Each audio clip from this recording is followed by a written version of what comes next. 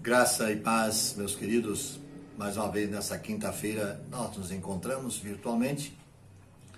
Estamos trazendo mais uma palavra de alerta. E a palavra de saudação nesta noite que eu quero trazer é uma palavra de Jesus, que diz assim: se alguém quer vir após mim, negue-se a si mesmo, tome cada dia a sua cruz e siga-me. Evangelista Lucas, capítulo 9, versículo 23. Que nós tenhamos isso em mente, porque daqui a pouco nós queremos meditar um pouco mais nessa verdade sobre o falso cristianismo, o falso Cristo, que nós temos muitas vezes entre nós ou perto de nós, está cada vez mais evidente nesse mundo de hoje, o Cristo falsificado. E o que nos leva também a ter muitos falsos cristãos, que se dizem cristãos, mas não são seguidores. Nós queremos aprender um pouco sobre isso, mais uma vez, nessa noite.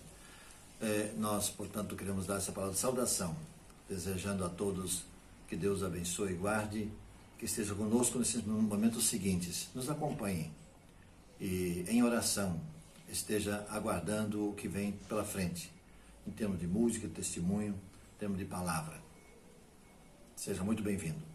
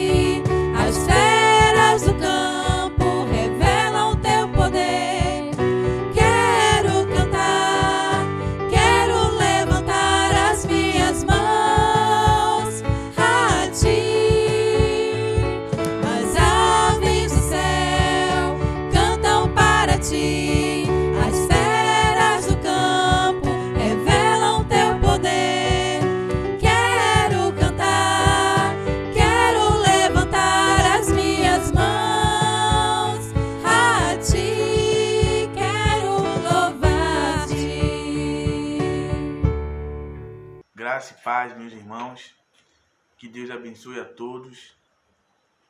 Vamos fazer agora um momento de agradecimento. E vou ler aqui um versículo para os irmãos guardarem no coração, que eu gostei e achei muito impactante. Fique na primeira epístola de Pedro, capítulo 1, versículo 3. Bendito o Deus e Pai de nosso Senhor Jesus Cristo, que, segundo a sua muita misericórdia, nos regenerou para uma viva esperança, mediante a ressurreição de Jesus Cristo dentre os mortos, para uma herança incorruptível, sem mácula, imacrescível, reservada nos céus, vós outros, que sois guardados pelo poder de Deus, mediante a fé, para a salvação preparada, para revelar-se no último tempo. Amém. É tão bom estar agradecendo a Deus pelas misericórdias que Ele traz em nossas vidas, pela graça que Ele nos dá. E que o Senhor esteja protegendo cada um de vocês e que vocês se sintam gratos por ter um Deus que cuida de nós. Vou terminar esse momento com oração. Oremos. Senhor, nosso Deus, amado Pai, muito obrigado, Senhor. Obrigado por este momento, Senhor. Obrigado, Senhor, por estarmos em nossas casas com nossas famílias, Senhor. Protege, Senhor, aqueles que não podem estar com suas famílias, Pai. Que o Senhor esteja, Senhor, cobrindo-nos com sua graça. Obrigado, Senhor, por mais um dia, Senhor. Obrigado por mais um culto. Obrigado, Senhor, por aquelas pessoas que puderam sair hoje do hospital. Obrigado, Senhor, por aquelas pessoas, Senhor, que a cada dia, Senhor, está se recuperando. Obrigado, Deus, pela chuva que cai, pelo sol que brilha. Obrigado por tudo, Senhor. Por tudo, Senhor, devemos dar graça a Ti, porque Tu é perfeito, Pai. Obrigado, Senhor, por essa maravilhosa graça que o Senhor derrama sobre nós, nos cobrindo com Teu sangue, nos protegendo do mal. Obrigado, Deus, por tudo. Amém.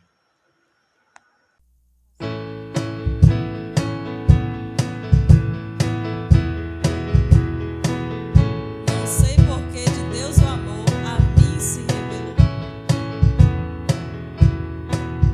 Não sei por que de Deus o amor a mim se revelou. Por qual razão o Salvador pra si me resgatou. Mas eu sei que tenho crido, estou bem certo que é poderoso pra guardar o meu tesouro até o dia final. Não sei o que de mal ou bem é destinado a mim. Se maus ou altos dias vêm, se lutas eu terei. Mas eu sei que tenho crido, estou bem certo que é poderoso pra guardar o meu tesouro até o dia final. E quando vem Jesus, não sei se breve ou tarde vem, mas sei que meu Senhor virá na glória que Ele tem. Mas eu sei que tenho crido, estou bem certo que é poderoso pra guardar o meu tesouro até o dia final.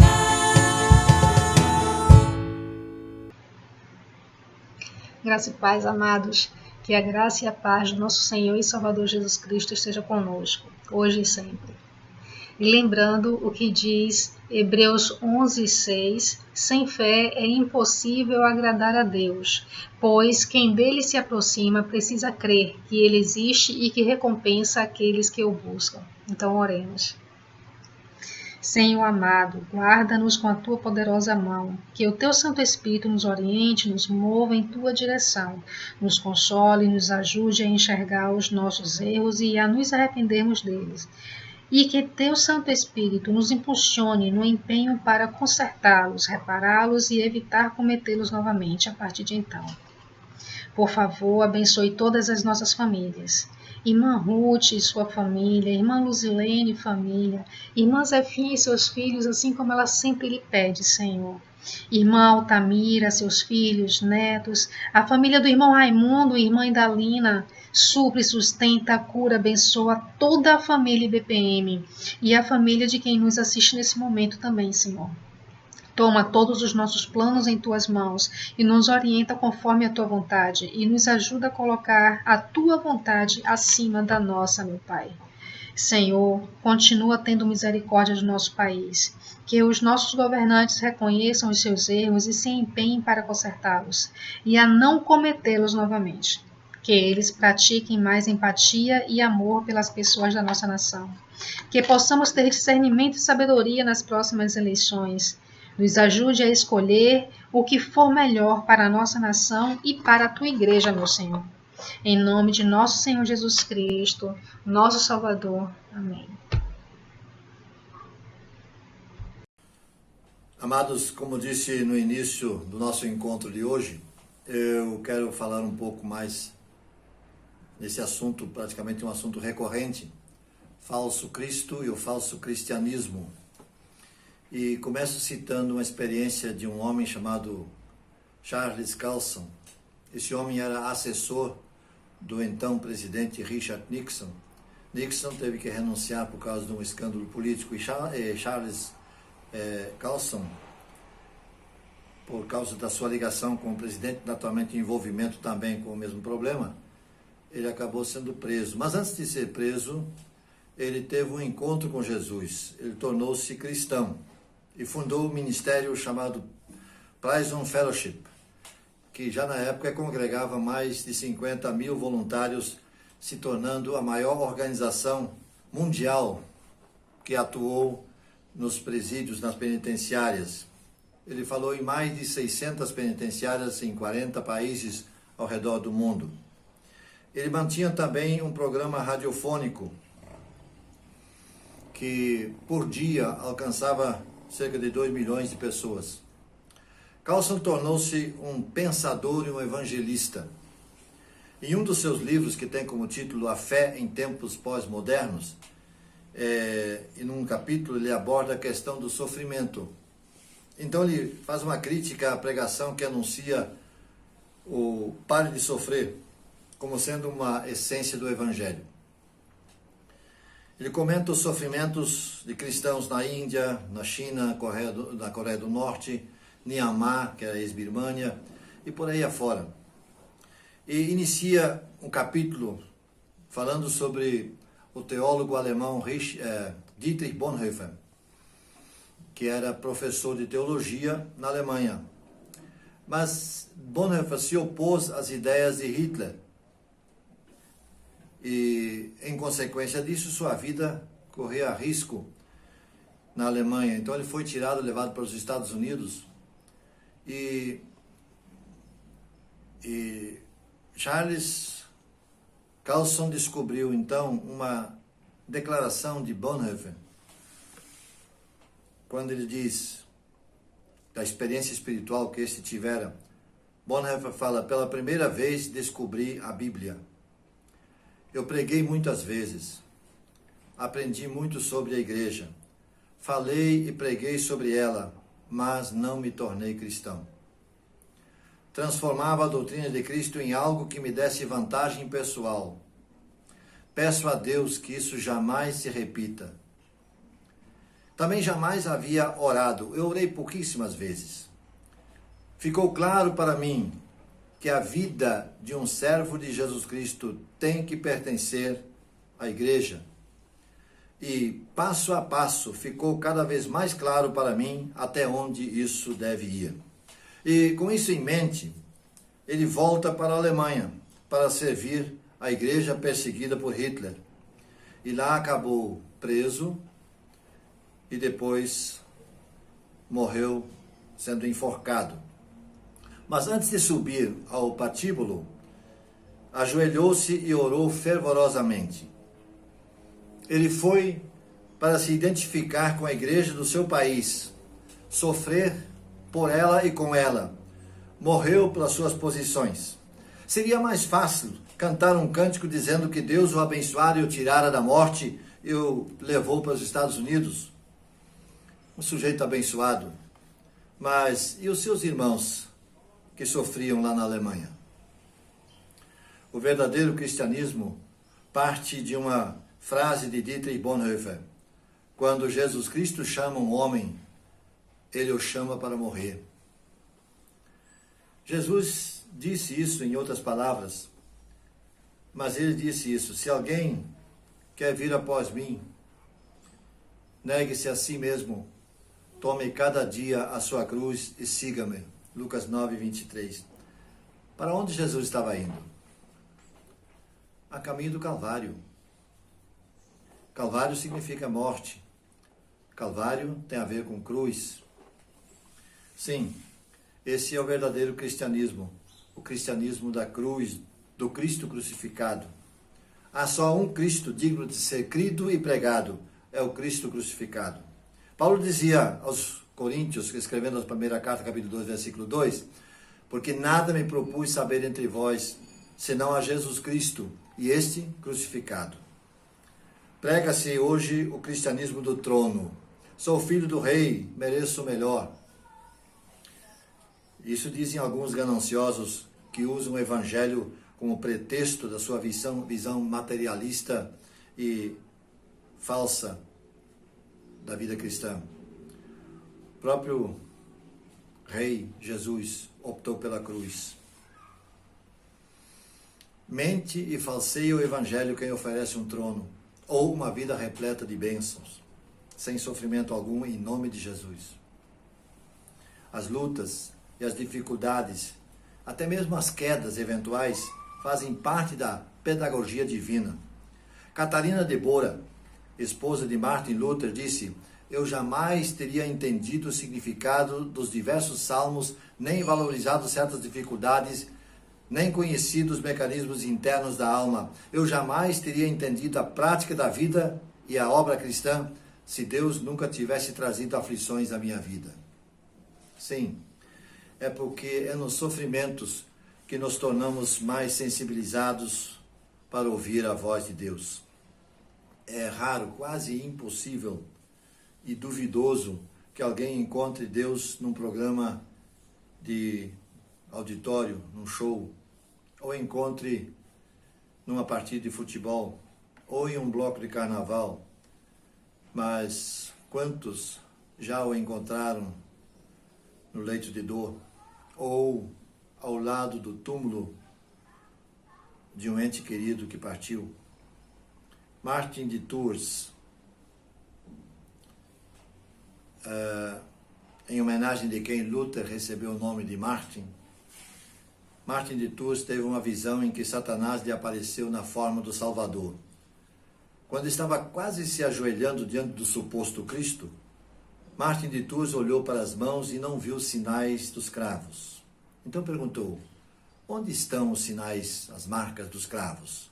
E diante dessa pergunta, a criatura desapareceu. Sem as marcas da cruz não há Cristo. E também não há cristianismo.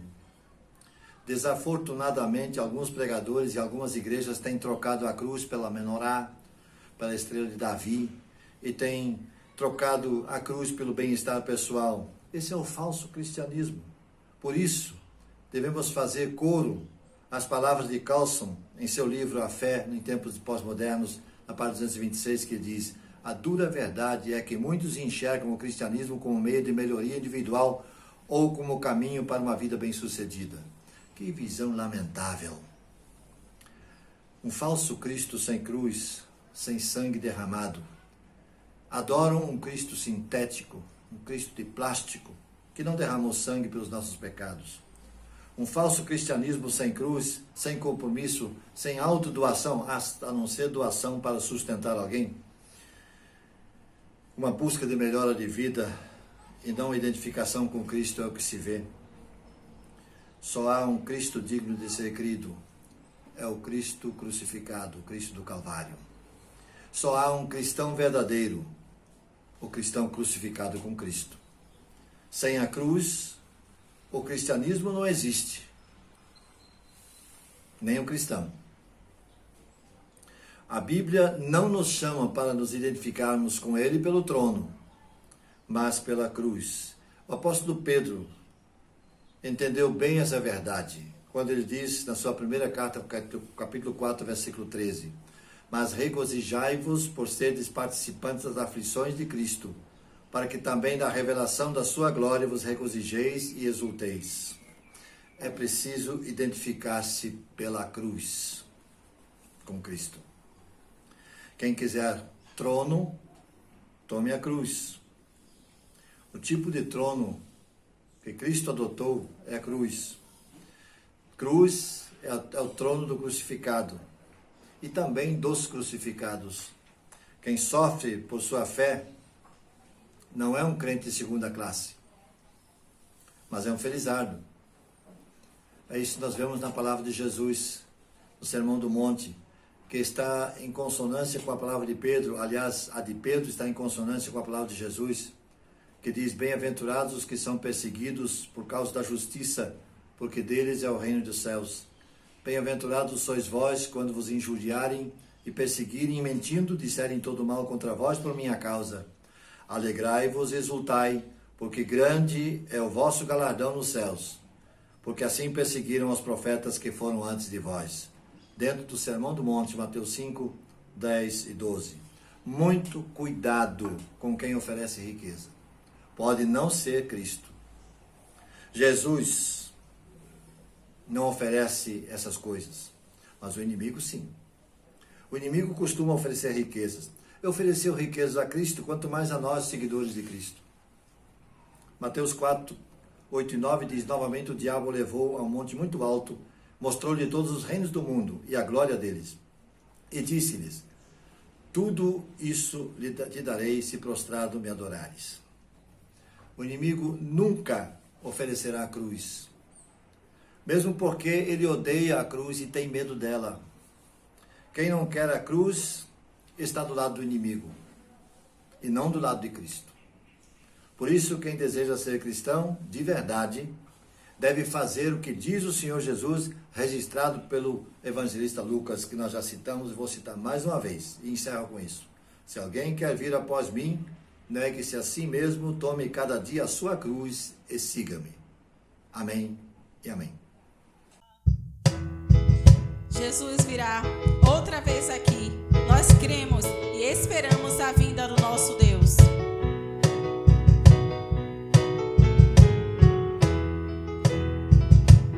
Um dia lindo ao meu joelho encontrar a eterna glória que prometida está.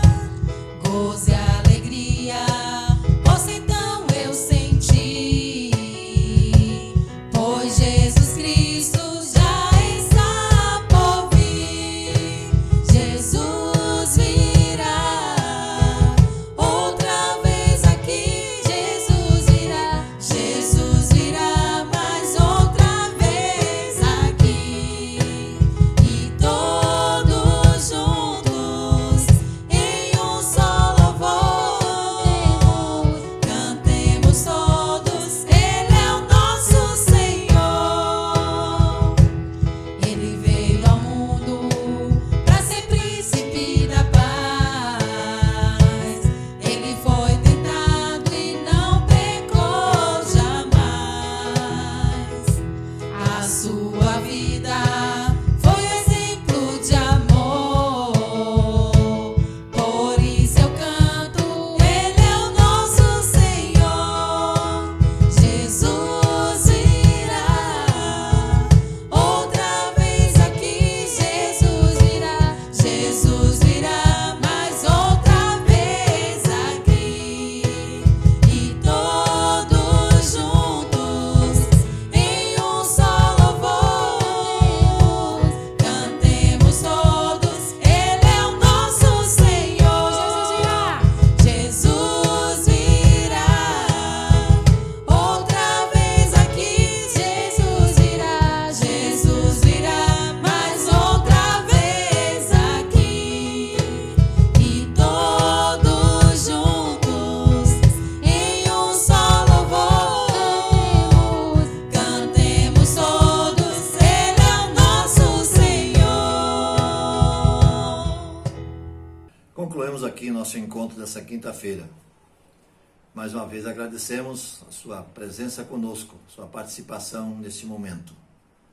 E desejamos que os dias próximos do seu viver, do nosso viver, nós possamos viver esses próximos dias na presença do Senhor, sob a direção, na companhia dEle, e fazendo com que o nosso desafio seja cada vez mais eficientemente vivido por nós, que sejamos verdadeiros cristãos, que fujamos desse cristianismo falso, de imitação, eu diria assim, um cristianismo que não vai levar absolutamente à presença de Deus.